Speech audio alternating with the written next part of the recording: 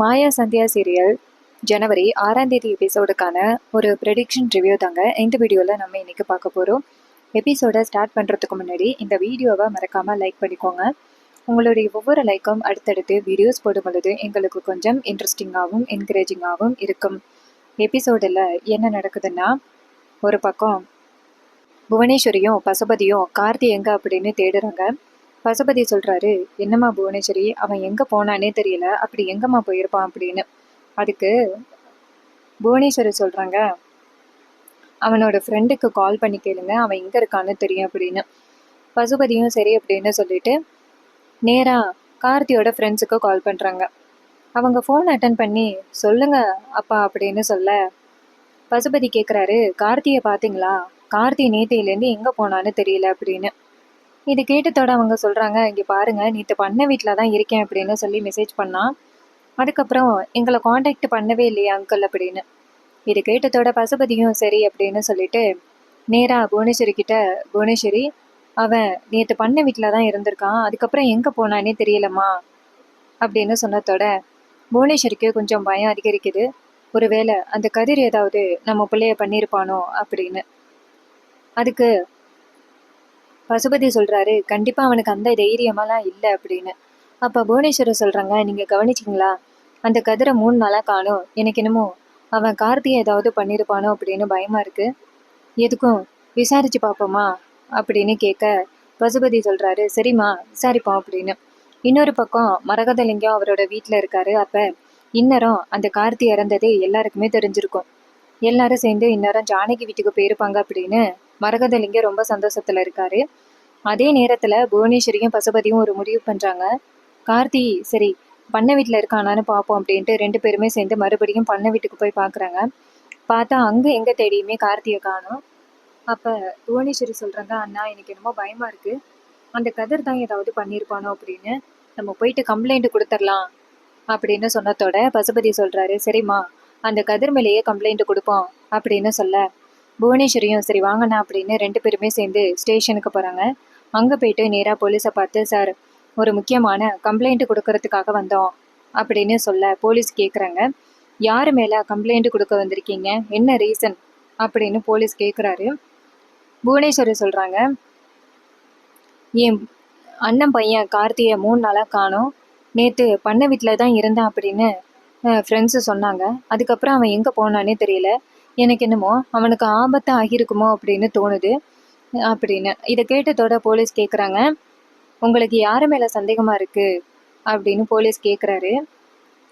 அதுக்கு புவனேஸ்வரி சொல்கிறாங்க, எனக்கு அந்த ரகுராம் வீட்டில் இருக்கிற கதிர் மேலே தான் சந்தேகமாக இருக்குது புவனேஸ்வரி சொல்ல, போலீஸ் கேட்குறாங்க, இங்கே பாருங்க, எதுக்காக அந்த பையன் மேலே சந்தேகப்படுறீங்க, காரணம் என்னன்னு தெரிஞ்சுக்கலாமா அப்படின்னு போலீஸ் கேட்க, புவனேஸ்வரி சொல்கிறாங்க, எங்களுக்கு ரீசண்டாக அந்த வீட்டுக்கும் எங்கள் வீட்டுக்கும் சம்பந்தம் நடந்துச்சு, கதிருக்கும் அந்த வீட்டு பொண்ணு தனாவுக்கும் தான் கல்யாணம் நடக்க வேண்டியது, ஆனால் திடீர்னு இந்த கதிர் இடையில புகுந்து தனாவோட கழுத்தில் தாலி கட்டிட்டான், இதனால கார்த்திக்கும் தனாவுக்கும் நடக்க இருந்த கல்யாணம் ஸ்டாப் ஆகிருச்சு. அப்பப்போ கார்த்தி கதிரை பார்த்து இது மாதிரி தனா கிட்ட பேசாத அப்படின்னு சொல்லி மிரட்டுவான். ஆனால் கார்த்தி வந்துட்டு காலேஜில் ஒரு டென்னிஸ் கோச்சு, தனாவுக்கு சொல்லிக் கொடுக்கறதுக்காக தான் கார்த்தி சந்திச்சு பேசுவான். ஆனால் இதை போய் அந்த கதிர் வந்து ரொம்ப நாளாக தப்பாக நினச்சிக்கிட்டு இருந்தான். ஒருவேளை கார்த்தியை ஏதாவது பண்ணியிருப்பானோன்னு எனக்கு ரொம்ப சந்தேகமாக இருக்குது, நீங்கள் அந்த கதிரை பிடிச்சி விசாரிச்சிங்கன்னா உண்மை தெரிய வரும் அப்படின்னு புவனேஸ்வரி சொல்ல, போலீஸ் கேட்குறாங்க, ரகுராம் வீட்டில் இருக்காங்களே அவங்க தானே, நீங்கள் ஒரு கம்ப்ளைண்ட் மட்டும் எழுதி கொடுங்க, நாங்கள் கதிரை கைது பண்ணுறோம் அப்படின்னு போலீஸ் சொல்ல, புவனேஸ்வரி நேராக போலீஸ்கிட்ட, சரிங்க சார், ஆனால் என்ன நடந்தாலும் கார்த்தி எங்கே இருக்கான் அப்படிங்கிறது எங்களுக்கு தெரிஞ்சே ஆகணும் புவனேஸ்வரி ரொம்ப கேட்குறாங்க. இதை கேட்டுட்டு போலீஸும், கண்டிப்பாக நாங்கள் வந்துட்டு கூடிய சீக்கிரம் அழைச்சிட்டு வந்துடுறோம், நீங்கள் எதுக்கும் கவலைப்படாதீங்க அப்படின்னு சொல்லிட்டு போலீஸ் நேராக அந்த ரகுராமோட வீட்டுக்கு கிளம்புறாங்க. இன்னொரு பக்கம் நம்ம ஜானகி மாயாவும் கோவிலில் இருக்காங்க. மாயா நேராக ஜானகியை பார்த்து, பெரியம்மா ஏன் பெரியம்மா இப்படி கவலையோடு இருக்கீங்க அப்படின்னு மாயா கேட்க, ஜானகி சொல்கிறாங்க, இங்கே பாரு மாயா, உனக்கே தெரியும்ல என்ன நடந்துச்சு, நேற்று நான் அப்படிப்பட்ட ஒரு காரியத்தை பண்ணிட்டேன், என்னதான் இருந்தாலும் ஒரு உயிரை எடுக்கிற உரிமை எனக்கு எப்பவுமே கிடையாது, நான் பண்ண தப்புக்கு கண்டிப்பா எனக்கு தண்டனை கிடைக்கும்னு மட்டும் நல்லாவே தெரியுது மாயா. என்னதான் கார்த்திக் கொடூரமானவனா இருந்தாலும் அவனை கொல்றதுக்கு எனக்கு என்ன உரிமை இருக்கு? ஒரு உயிரை எடுக்கணும்னா அது கடவுளுக்கு மட்டும்தான் உரிமை இருக்கு. நான் அவன் உயிரை எடுக்கிறதுக்கு கொஞ்சம் கூட தகுதியே கிடையாது. அவனுக்கு இப்பேற்பட்ட ஒரு ஆபத்து வந்ததுக்கு நான் தானே காரணம் அப்படின்ட்டு ஜானகி அழுகுறாங்க. மாயா ஜானகியோட கையை பிடிச்சி, பெரியம்மா நீங்க கொன்னு போட்டது சாதாரண ஒரு ஆள் கிடையாது. பல பெண்களோட வாழ்க்கைய சீரழிச்ச ஒருத்தன் வாழ்க்கையை தான் நீங்க முடிச்சிருக்கீங்க. மற்றபடி நீங்க எந்தவித தப்பும் பண்ணல. உங்களால எத்தனை பெண்களோட வாழ்க்கையோ காப்பாற்றப்பட்டிருக்கு உங்களுக்கே தெரியும். நம்ம தனாவையே அவன் அடையணும்னு ஆசைப்பட்டவன். அவனுக்கு நீங்க தக்க தண்டனையை தான் கொடுத்துருக்கீங்க. தயவு செஞ்சு இதை பத்தி நீங்க கவலைப்படாதீங்க. நீங்க இப்படி பதட்டப்பட்டீங்கன்னா அப்புறம் வீட்டில் உள்ளவங்க கண்டுபிடிச்சிருவாங்க. இதனால பிரச்சனை ஆகிரும் பெரியம்மா. நீங்க பொறுமையா இருங்க அப்படின்னு சொல்ல, இதை கேட்டுட்டு ஜானகி சொல்றாங்க, எப்படி மாயா, எனக்கு ரொம்ப பயமா இருக்கு. ஒருவேளை போலீஸ் வந்துட்டு என்னை கைது பண்ணா என்ன நடக்கும்? இந்த குடும்பத்தையே ரொம்ப மோசமா அவமானப்படுத்தி பேசுவாங்க. அந்த புவனேஸ்வரி குடும்பத்துக்கும் நம்ம குடும்பத்துக்கும் ஏற்கனவே பல பிரச்சனைகள் இருக்கு. புவனேஸ்வரி என்ன ரொம்ப பழிவாங்கணும் அப்படின்னு நினைச்சுக்கிட்டு இருந்தா. நான் வேற அவளை பார்த்து உன்னை சும்மா விட மாட்டேன் அப்படின்னு பல தடவை எச்சரிக்கை பண்ணேன். அதே மாதிரி மேட்ச் பண்ற மாதிரி நானே கார்த்தியை என் கையால கொன்னுட்டேன். புவனேஸ்வரிக்கு மட்டும் நான் அந்த கார்த்தியை கொலை பண்ணது தெரிஞ்சிச்சுன்னா கண்டிப்பா அந்த புவனேஸ்வரி நம்ம குடும்பத்தை சும்மா விட மாட்டா. நம்ம என்ன பண்றது அப்படின்னு மாயாட்ட ஜானகி சொல்ல, மாயா சொல்றாங்க, பெரியம்மா நீங்க தான் கொலை பண்ணீங்க அப்படிங்கிறதுக்கு எந்தவித ஆதாரமும் இல்லை. அதனால நீங்க எதுக்கும் கவலைப்படாதீங்க. நீங்க வீட்டுக்கு வாங்க பெரியம்மா. நீங்க இல்லை அப்படின்னு வீட்டில் உள்ள எல்லாருமே கேட்க ஆரம்பிச்சிட்டாங்க அப்படின்னு. ஜானகியும் சரி வாமாயா அப்படின்னு சொல்லிட்டு 2 பேருமே சேர்ந்து வீட்டுக்கு போறாங்க. இன்னொரு பக்கம் போலீஸ் நேரா வீட்டுக்கு வராங்க. போலீஸை பார்த்ததோட ஜானகி பயப்பட ஆரம்பிக்கிறாங்க.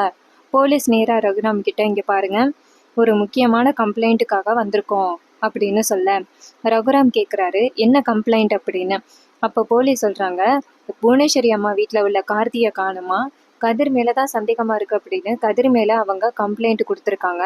அதனால நாங்கள் கதிரை கைது பண்ணி கூட்டிகிட்டு போகிறோம் அப்படின்னு. இது கேட்டதோட ரகுராம் எதுவுமே பேசாமல் அமைதியாக இருக்காரு. அப்போ கதிர் சொல்கிறாரு, இங்கே பாருங்க, அவன் காணாமல் போனதுக்கு எனக்கும் எந்தவித சம்மதமும் கிடையாது. எதுக்காக நீங்கள் என்ன கைது பண்ணுறீங்க, தயவு செஞ்சு விடுங்க சார் அப்படின்னு.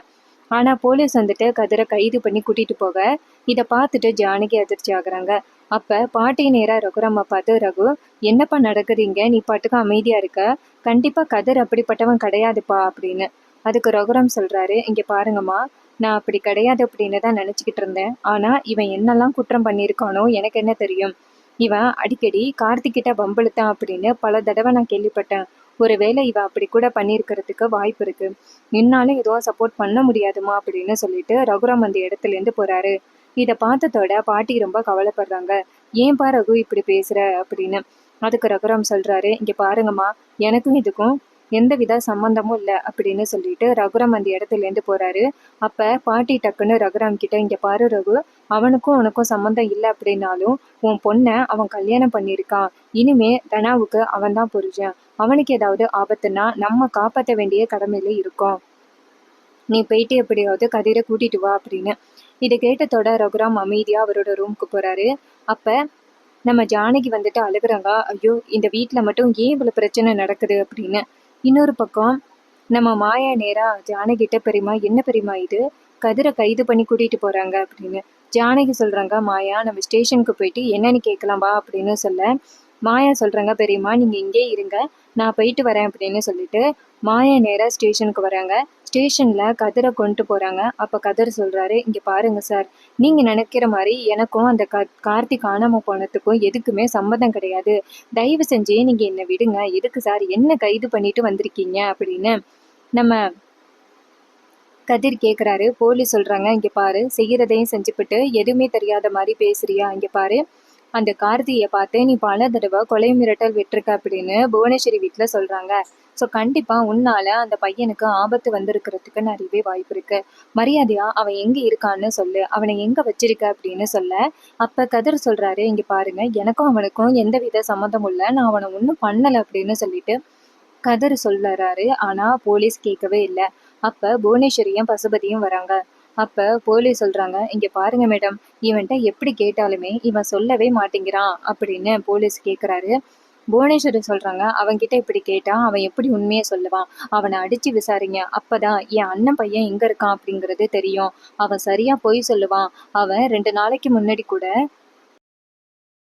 அப்ப புவனேஸ்வரி சொல்றாங்க, இங்க பாருங்க சார், இந்த கதிர் 2 நாளைக்கு முன்னாடி என்ன பண்ணான் தெரியுமா?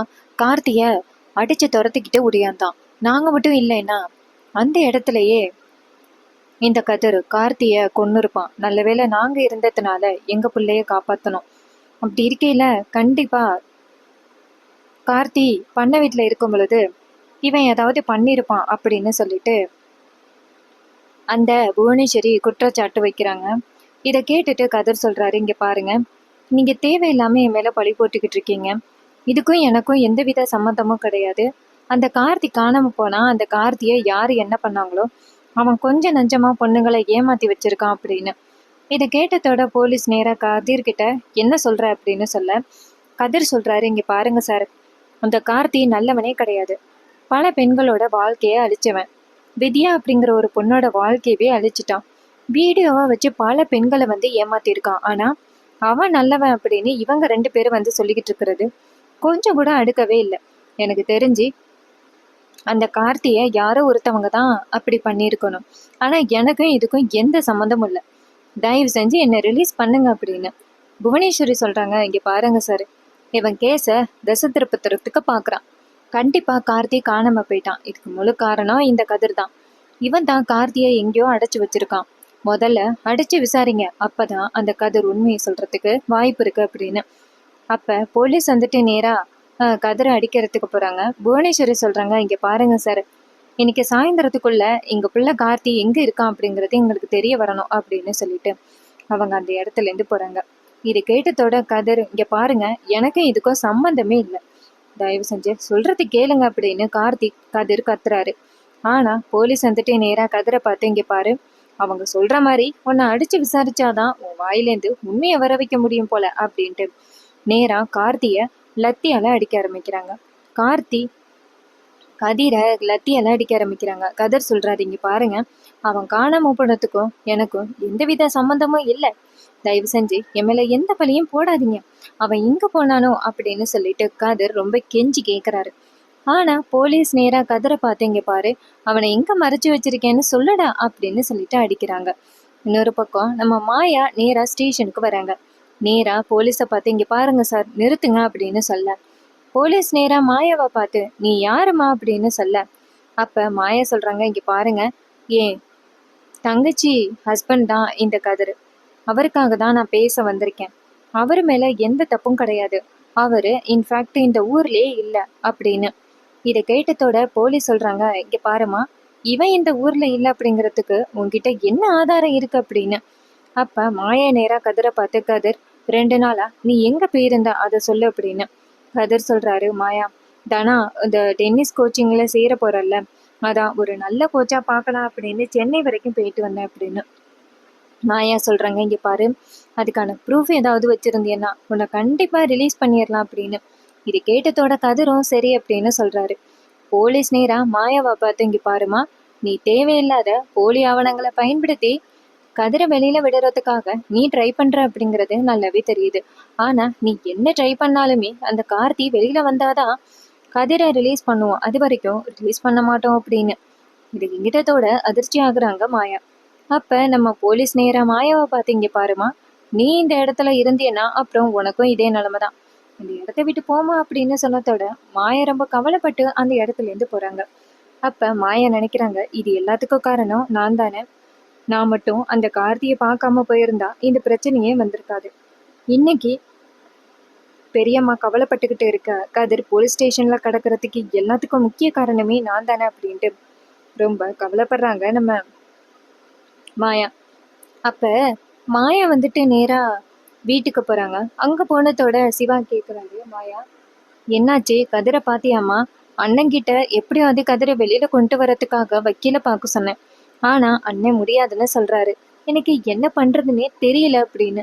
அப்ப மாயா சொல்றாங்க, சரி நான் பெரியம்மா கிட்ட பேசுறேன் அப்படின்னு சொல்ல, அப்ப ஜானகி இங்கேருந்து ஓடி வந்து, மாயா என்னாச்சு மாயா, போலீஸ் கதிரை அடிச்சாங்களா? அங்க என்ன நடக்குது? எதுக்காக அந்த புவனேஸ்வரி கதிர் மேல பழி போட்டா அப்படின்னு. அதுக்கு மாயா சொல்றாங்க, பெரியம்மா 2 நாளைக்கு முன்னாடி கதிர் கார்த்திய அடிச்சிருக்கான். அந்த சந்திக்க கேஸ்ல தான் கார்த்திய கதிரை கூட்டிட்டு போயிருக்காங்க. இப்போதைக்கு கதிரை லாக்அப்ல வச்சிருக்காங்க. எனக்கு என்னமோ பயமா இருக்கு பெரியம்மா. அந்த புவனேஸ்வரி அந்த குடும்பத்தை பழிவாங்கறதுக்காக என்ன பண்ண போறாளோ தெரியல அப்படின்னு. அப்ப ஜானகி சொல்றாங்க, மாயா இது எல்லாத்துக்குமே காரணம் நான் தானே. நான் மட்டும் இதுல தலையிடாம இருந்திருந்தா இந்த பிரச்சனையே வந்திருக்காதுல்ல அப்படின்னு சொல்ல. அதுக்கு மாயா சொல்றாங்க, ஆமா பெரியம்மா அப்படின்னு சொல்லிட்டு ரொம்ப கவலைப்படுறாங்க. அதுக்கப்புறமா நேரா அந்த ஜானகி வந்துட்டு, சரி அந்த கதிரை எப்படி வெளியில கொண்டு வர்றது, ஏதாவது கேட்டியா அப்படின்னு. மாயா சொல்றாங்க, பெரியம்மா இந்த விஷயத்த பத்தி பெரியப்பா கிட்ட தான் பேசணும். அவரு தான் வக்கீல் ரெடி பண்ணி எப்படியாவது கதிரை வெளியில கொண்டுட்டு வரணும். ஆனா நம்ம சொன்னா கண்டிப்பா பெரியப்பா கேட்க மாட்டாரு. யாரு சொன்னா கேட்பாரு அப்படின்னு உங்களுக்கு தெரியும்ல, நீங்க போயிட்டு தனா கிட்ட பேசி பாருங்க அப்படின்னு. அப்ப ஜானகி நேரா தனாவை போய் பாக்குறாங்க. தனா நேரா பெரியம்மா அம்மா கிட்ட, இங்க பாருங்கம்மா, நீங்க இப்ப எதுக்கு வந்திருக்கீங்கன்னு எனக்கு தெரியும். அந்த கதிரை ரிலீஸ் பண்றதுக்காக நீங்க என்னையா அப்பா கிட்ட பேச சொல்ல போறீங்க அதானே அப்படின்னு. அப்ப ஜானகி சொல்றாங்க, தனா நான் சொல்ல போற விஷயம் உனக்கு ரொம்ப அதிர்ச்சியா இருக்கும். இங்க பாரு, தயவு செஞ்சு நீ போயிட்டு உங்க அப்பா கிட்ட சொல்லி அந்த கதிரை ரிலீஸ் பண்றதுக்காக வக்கீல் அனுப்பு. கதிர் ரொம்ப பாவம். இந்த குடும்பத்துக்காக அவன் பல தியாகங்களை பண்ணியிருக்கான். தயவு செஞ்சு சொல்றது கேளுமா அப்படின்னு. இது கேட்டதோட தனா சொல்றாங்க, அப்படி என்ன தியாகமா பண்ணா? என் வாழ்க்கையே அழைச்சிட்டான், அதுதான் உங்களுக்கு பெரிய தியாகமா அப்படின்னு கேட்க, ஜானகி சொல்றாங்க, உனக்கு தெரியாத பல விஷயங்கள் இருக்குமா? அது எந்த விஷயமே உனக்கு தெரியக்கூடாது அப்படின்னு தான் நானும் மாயாவும் இத்தனை நாளும் போராடிக்கிட்டு இருக்கோம். தயவு செஞ்சு நாம சொல்றதை கேளு. நீ போயிட்டு எப்படியாவது உங்க அப்பா கிட்ட பேசி கதிரை ரிலீஸ் பண்ண வை அப்படின்னு. இது கேட்டதோட தனாவும் சரி அப்படின்னு சொல்லிட்டு நேரா அவங்க அப்பா ரகுராம பார்க்க போறாங்க. ரகுராம் நேரா தனாவை பார்த்து, தனா என்னை மன்னிச்சிருமா அப்படின்னு சொல்ல, தனா சொல்றாங்க, ஏன் பார்த்து கேக்குறீங்க அப்படின்னு. அப்ப நம்ம ரகுராம் சொல்றாரு, அந்த கதிரை ஜெயிலுக்கு போனதுக்கு நானும் ஒரு வகையில காரணம்தான். அவனை மட்டும் இந்த வீட்டுக்குள்ள நான் அனுமதிக்காம இருந்திருந்தா பிரச்சனை வந்திருக்காது. ஆரம்பத்திலேயே வீட்டுல உள்ளவங்க எல்லாருமே சொன்னாங்க, இந்த கதிரை வீட்டுக்குள்ள அனுமதிக்க வேணாம் அப்படின்னு. நான் தான் தேவையில்லாம அவனை இந்த வீட்டுக்குள்ள அனுமதிச்சேன். கடைசியில பாத்தியா எப்பேற்பட்ட பிரச்சனை வந்துட்டுன்னு. நீ கார்த்தியை எந்த அளவுக்கு விரும்புனன்னு எனக்கு நல்லாவே தெரியுமா. ஆனா கடைசி நேரத்துல இந்த கதிரை தாலி கட்டுவான்னு நான் எதிர்பார்க்கல. இங்க பாரு, நீ இப்ப சொன்னா கூட அந்த கதிர் காலத்துக்கு வெளியில வர முடியாதபடி கேஸ் போட்டுருவேன் அப்படின்னு. அப்ப தனா சொல்றாங்க, அப்பா தயவு செஞ்சு அப்படி பண்ணாதீங்க. அந்த கதிர் உங்க வளர்ப்புப்பா, உங்க வளர்ப்புல மிஸ்டேக் ஆயிட்டு அப்படின்னு யாருமே சொல்லக்கூடாது. நீங்க எப்படியாவது கதிரை ரிலீஸ் பண்ணி கூட்டிட்டு வாங்க. அப்புறம் எல்லாரும் உங்களை தான் பேசுவாங்க. இந்த குடும்பத்துக்கும் ரொம்ப பெரிய அவமானம். உங்களுக்கும் இந்த குடும்பத்துக்கும் அவமானம் அப்படின்னா என்னால தாங்கிக்கவே முடியாது.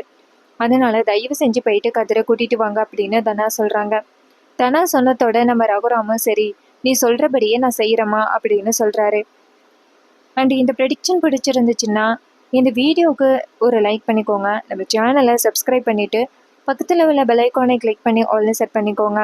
அண்ட் இந்த கதை இப்படி இருந்தால் நல்லாயிருக்கும். அப்புறம் ஃபுல் அண்ட் ஃபுல் என்டர்டெயின்மெண்ட்டுக்காக தான் இந்த வீடியோஸை நான் ஷேர் பண்ணுறேன்.